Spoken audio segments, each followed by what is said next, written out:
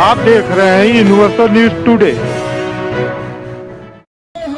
नगरीय निकाय चुनाव प्रचार के आखिरी दिन गोरखपुर महानगर के वार्ड श्री राम चौक 69 नंबर में निर्दल प्रत्याशी श्रीमती लाली गुप्ता व उनके पति दिनेश गुप्ता ने संपर्क किया। उन्होंने बातचीत करते हुए बताया कि आपका राजनीतिक सफर कब से शुरू हुआ है? इससे पहले 10 साल से मेरा जो है ये पार्षदी चुनाव मैं लड़ चुकी हूँ और 10 सालों से जो है सामाजिक सेवा और राजनीतिक सफर मेरा रहा है। आप पार्षद पद की प्रत्याशी हैं। आपके वार्ड की जनता यदि आपको जनादेश देती है तो आपके वार्ड में कुछ समस्याएं होंगी, उनमें ऐसी कौन सी समस्या है जिसको आप सबसे पहले जीतने के बाद पूरा समाप्त करेंगी, जनता को राहत देंगी? मेरे वार्ड में सबसे बड़ी समस्या जो है वो कूड़े की है, गली मोहल्ले चौराहे पे, और सबसे पहले मैं ये करवाऊंगी। उसके बाद जो है ये अपने मंदिर का जो है जीर्णोद्धार करवाऊंगी। और कौन सा मंदिर? अपने ये परशुराम मंदिर और यहाँ शंकर जी का मंदिर है, उसको पहले मैं बनवाऊंगी और अपने वार्ड का साफ सफाई और शुद्धिकरण करवाऊंगी। दिनेश जी, आपकी धर्मपत्नी जो है इस बार चुनाव के मैदान में है। इससे पहले आप जो है जीडी बोर्ड के सदस्य भी रहे जी। आपको शासकीय कार्यों का अनुभव भी है, नगरीय विकास का भी अनुभव है। तो आपके वार्ड में कौन कौन सी समस्याएं हैं और आपकी धर्मपत्नी को यदि जनादेश मिलता है तो कौन कौन से विकास कार्य प्रतिनिधि के तौर पे आप पहले करना चाहेंगे? हमारा जो वार्ड है, वार्ड नंबर 69 श्री राम चौक हासूपुर, अति पिछड़ा क्षेत्र का ये वार्ड है। गरीब से गरीब अल्प वर्ग के लोग यहाँ रहते हैं। समस्याएं तो बहुत हैं, समस्याओं को गिनाया जाए तो इतनी समस्या है। हमारे ख्याल से गोरखपुर में इतना पिछड़ा वार्ड कोई नहीं होगा जितना यह है। गंदगी के मामले में नंबर 1। हमारे पूर्व पार्षद 10 साल तक रहे हैं यहाँ के, उन्होंने विकास कार्य न करके अपना सिर्फ विकास किया है। जितने भी मतलब योजनाओं का लाभ जिसको मिलना चाहिए उसमें सब में कमीशन खोरी कर करके चाहे वो प्रधानमंत्री आवास योजना हो, चाहे राशन कार्ड बनवाना हो, चाहे किसी को वृद्धा पेंशन बनवाना हो, किसी के कहीं कोई किसी के काम नहीं आए हैं। जहां आए हैं वो पैसा ले करके काम कराए हैं।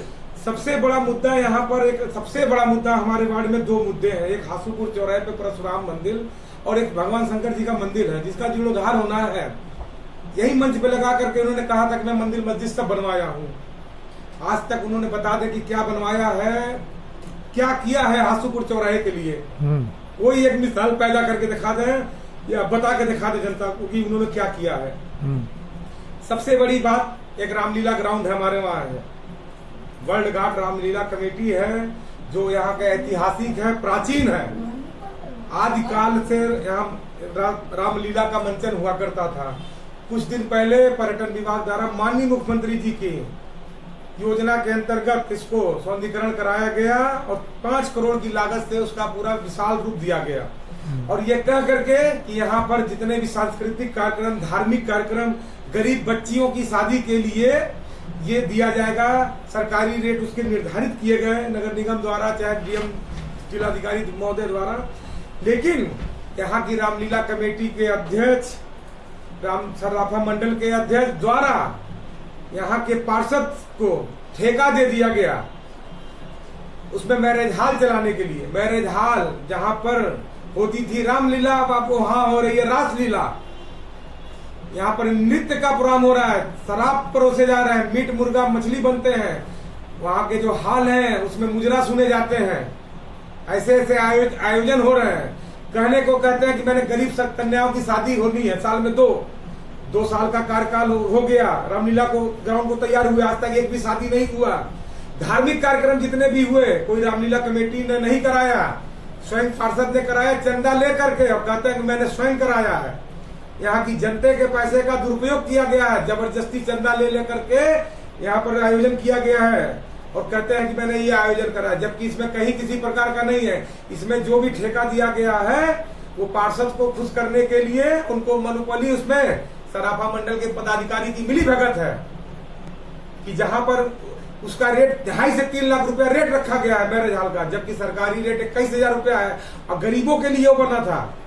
माननीय मुख्यमंत्री जी की मंशा थी कि जो आसपास के जो लोग गरीब हों, अल्प व्यय के लोग हों, उनके लड़कियों की शादी, उनकी बहन की शादी, उनकी बेटी की शादी यहाँ से हो जाए, नजदीक से नजदीक में, कम पैसे में हो। आपके वार्ड में विद्यालय है? विद्यालय है हमारे वार्ड में। उसकी क्या स्थिति है? बहुत दयनीय स्थिति है, जो भी स्थिति है दयनीय है।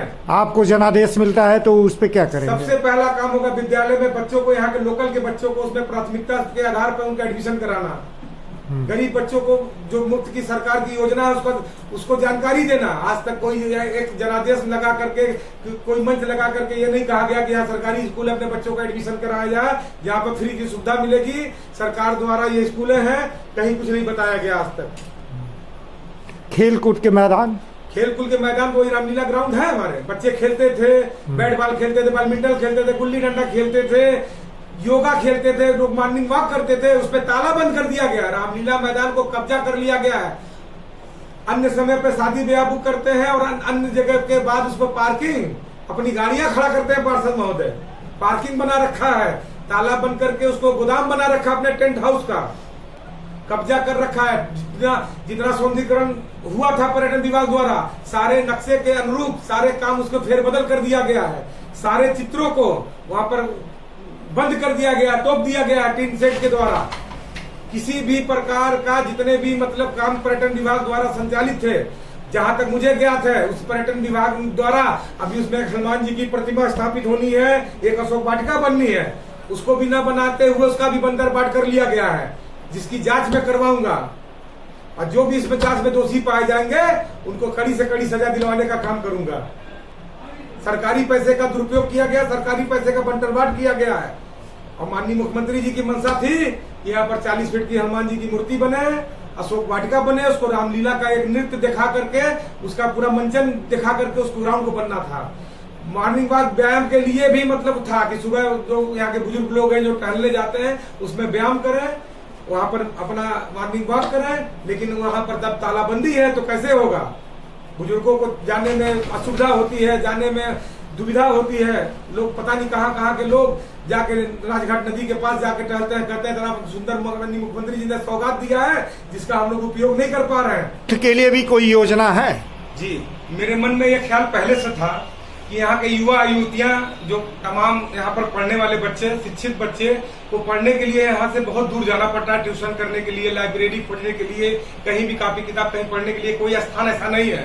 अगर निगम से मांग करके एक ऐसा कोई हॉल बनवाऊंगा जो सरकारी जमीन पे हो, जिसमें एक लाइब्रेरी का गठन किया जाएगा, जिसमें कुछ लोगों को बैठकर पढ़ने के लिए मुफ्त कॉपी किताब की व्यवस्था करा करके, उसमें उनको लाइब्रेरी में बैठने की समुचित व्यवस्था करा करके उनको पढ़ने की व्यवस्था कराऊंगा। बुजुर्गों के लिए भी कुछ सोच रखा है क्या? बुजुर्गों के लिए रामलीला मैदान है, इसमें योगा स्थल वगैरह बैठ करके उसमें बुजुर्ग अपना बैठ करके अपना मतलब वहाँ तालाब खुलवाएंगे और सारी चीजें। हाँ, जनता के लिए जो है, जनता की चीज जनता के हाथ, उसका उपयोग जनता करेगी। समय समय पे मंचन होगा, रामलीला होगा, गरीबों की शादी होगी, उसके लिए है। किसी की वहां पर तालाबंदी नहीं होने दिया जाएगा।